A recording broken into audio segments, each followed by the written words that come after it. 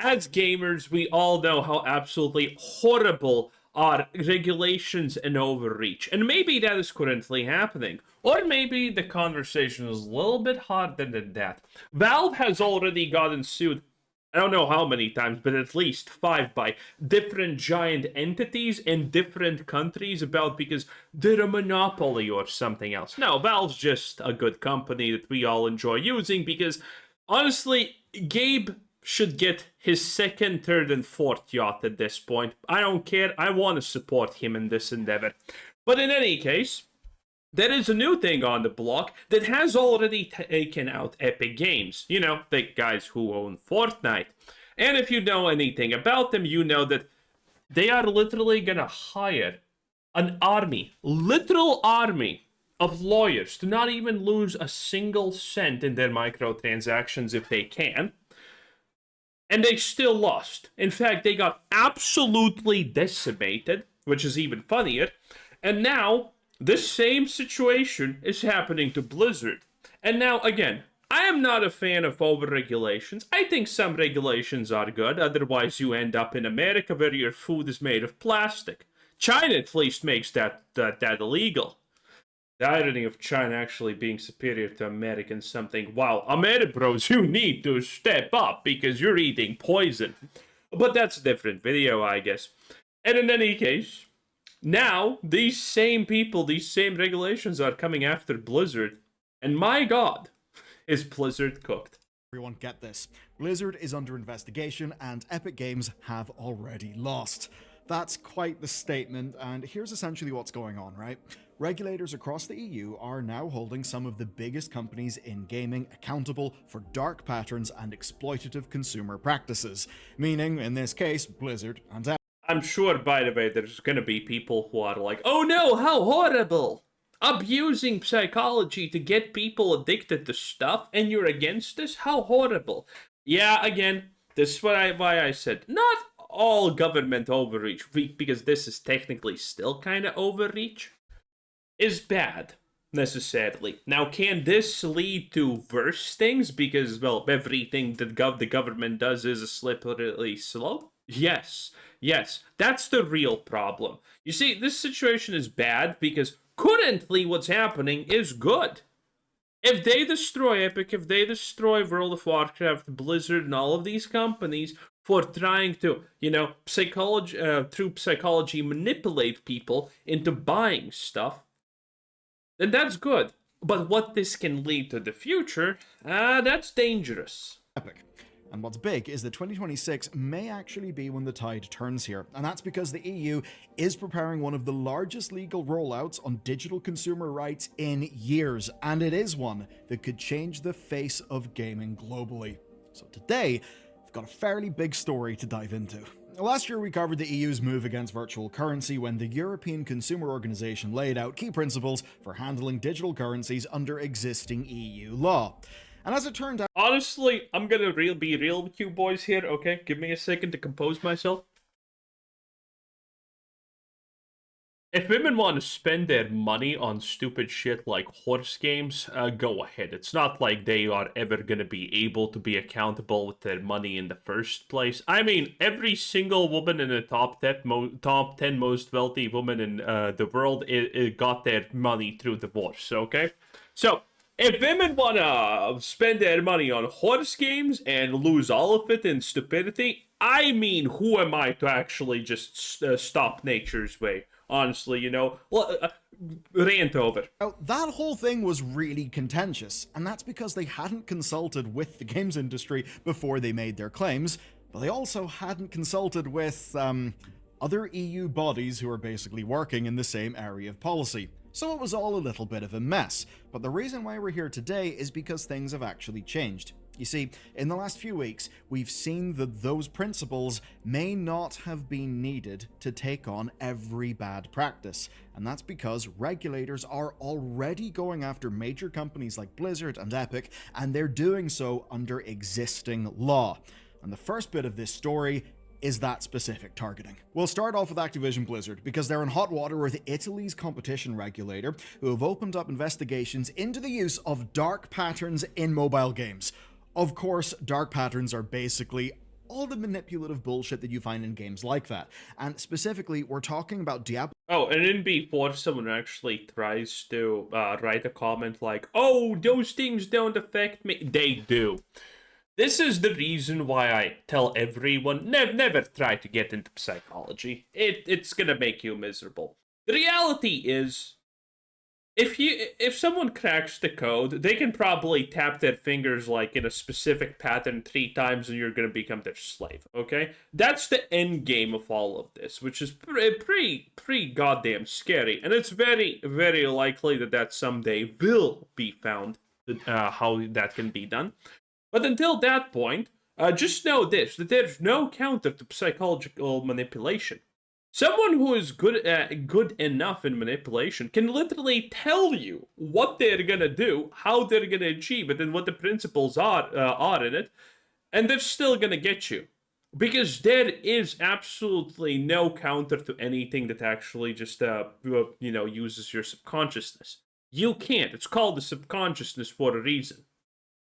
Immortal and Call of Duty Mobile. They're under scrutiny for, quote, engaging in misleading and aggressive practices as well as breaching consumers' contractual rights, which doesn't sound too good.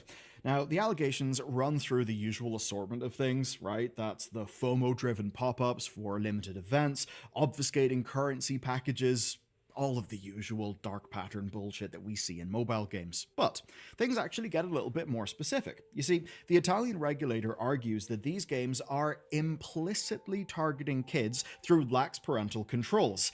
Their use of implicit is real fascinating there. You see, those controls aren't set to maximum protection by default, and they come after the user has already been pressured to surrender over control of their personal data and their refund rights. Lovely.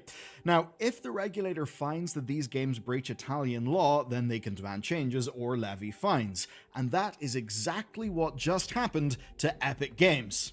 And we got the Dutch to thank for it. So, Epic just lost their appeal against a 2024 1.1 million euro fine, which is really not that much, but it was a fine from... Yeah, I was gonna say, it's kind of actually funny how these companies will lose these things, and they're gonna lose them very convincingly, in fact. And then the fine is gonna be, yes, the company that literally makes multiple tens of billions in profit, pure profit every year. Oh, we're gonna, because of this thing that you're abusing, you probably made like, 5 billion or something like that. Let's fine you 1.1 million. That's gonna teach you. No. This doesn't work. This is the funny part. The Dutch Consumer Authority. Now, that case was centering on FOMO tactics and timed sales targeting children. Lovely stuff. Obviously, 1.1 million euro is not that much to the makers of Fortnite, right? They probably made that back in the time that it took for us to write this script. Not probably, definitely. But the fine is not the real story here. The regulator insisted that Epic stop using countdown timers that didn't actually mark content being removed from the game. And it's something that we see all over the internet and games and sites, basically fake countdown timers. It's horrible. Yeah, it's the cheapest FOMO. I absolutely hate it, so, well, I think it's good that it's actually being looked at. I mean, if a countdown timer reflects reality, then sure, fair enough. If it's just fake bullshit made up to manipulate people's psychology, yeah, that is actually unfair, and I don't think companies should be allowed to do that. So the way to take this is that the first fine is basically just a warning shot. The real threat is demanding compliance with regulator-led changes. That would be a true threat to the bottom line. And 2026 is the year where those demands across the EU are very much about to be supercharged. This is the bit that will truly matter at scale and bring this beyond little small things in individual countries. Now, a while back, I realized something comfortable that I'm sure you've experienced as well, and that... Not today. In a piece he wrote for GameIndustry.biz, Dr. Andreas Lober, who is basically heavily involved in the law side on games and on IP, he described the Digital Fairness Act as one of the biggest things that could impact the games industry this year. That's obviously huge. And what this law is an EU-wide review of online consumer problems, not just within games. Much of it covers the likes of social media apps, online stores, subscription services, but there will be impact on games as well, specifically centered around dark patterns, addictive designs, and personalization practices. So very much stuff that we actually feel in the games that we buy and play. Now, of course, most of these things are already regulated in some form. Obviously, Italy and the Netherlands couldn't have launched those cases without, something to go off. But what the DFA will do is close loopholes and create a single policy framework across the entire EU with standardized rules. That's fairly big, and you may be wondering, right, if that is big, what could it actually change for me? Well, the proposal went through public review in 2025, and we're not going to know the final results until the legislation is issued, but we can see what it's interested in, and that means we can see what bits could actually matter to us. The big one. The European Consumer Organization principles that we talked about in the channel last year could become enforceable law. That's huge. And what that would mean is this. Virtual currencies might have to display real-world conversion rates and remove features that pressure purchases. There's also...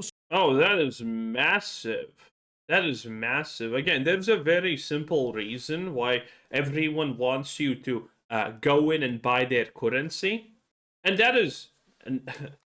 And that is very simple. It's because that disassociates you from value, okay?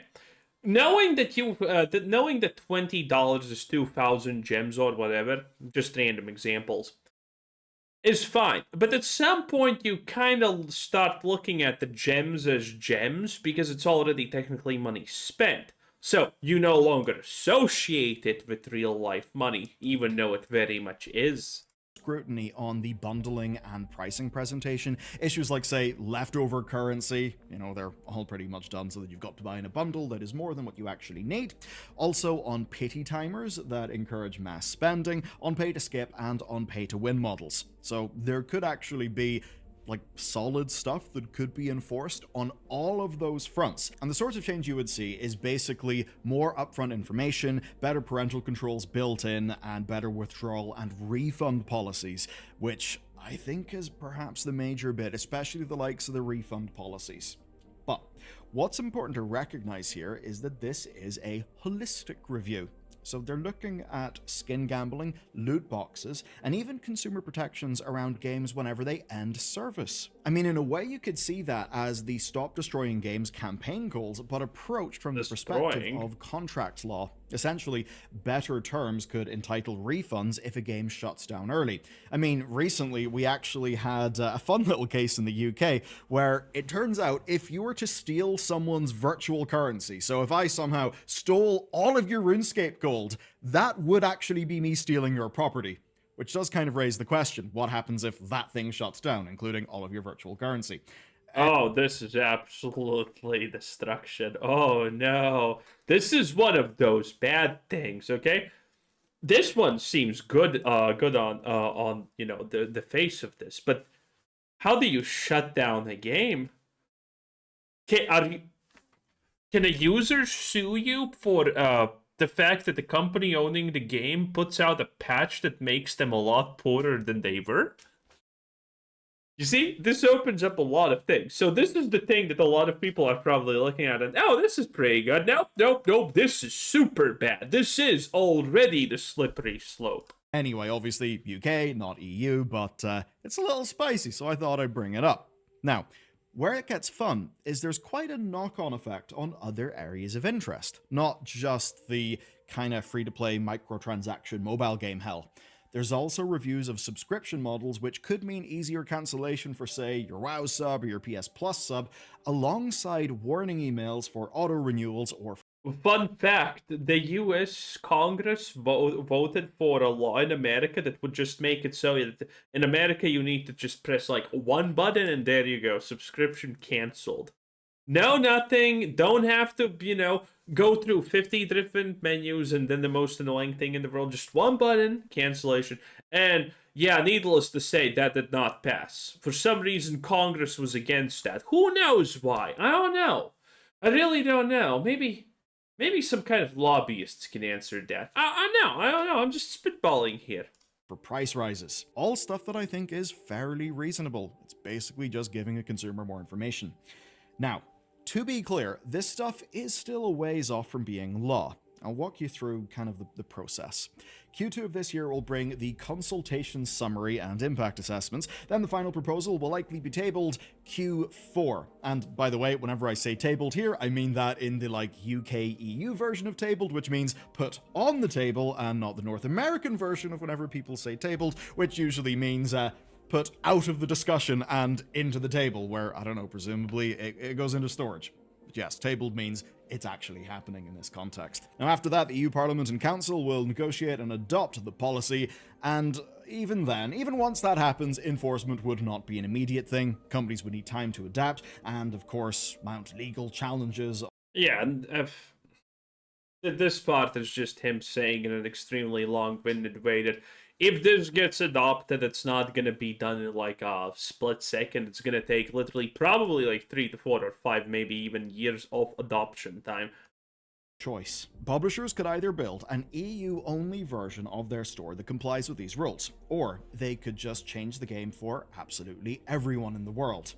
The decision will just come down to simple maths. If building an EU-compliant version costs more than what they would lose globally from removing those dark patterns entirely... Okay, this point I have heard Bellier say before, but I personally think this is absolute bullshit. Like, this doesn't make sense. We already have that. Are you kidding me? China has always a separate client for their existence. Every company does this. I mean, they literally make the client and then just make it so the version in a different country just doesn't have something. It gets deleted, it gets replaced, it gets censored or whatever. I mean, this is happening. This is already happening. And Bellier's like, oh, how will game companies do this? But the same way they have been doing this for literal decades at this point. This is the completely biggest nothing burger ever. It's just going to be a little bit more streamlined. It's going to be even arguably easier for these companies to do this now. That's so strange. That is so strange that he has like, oh, how will companies do this?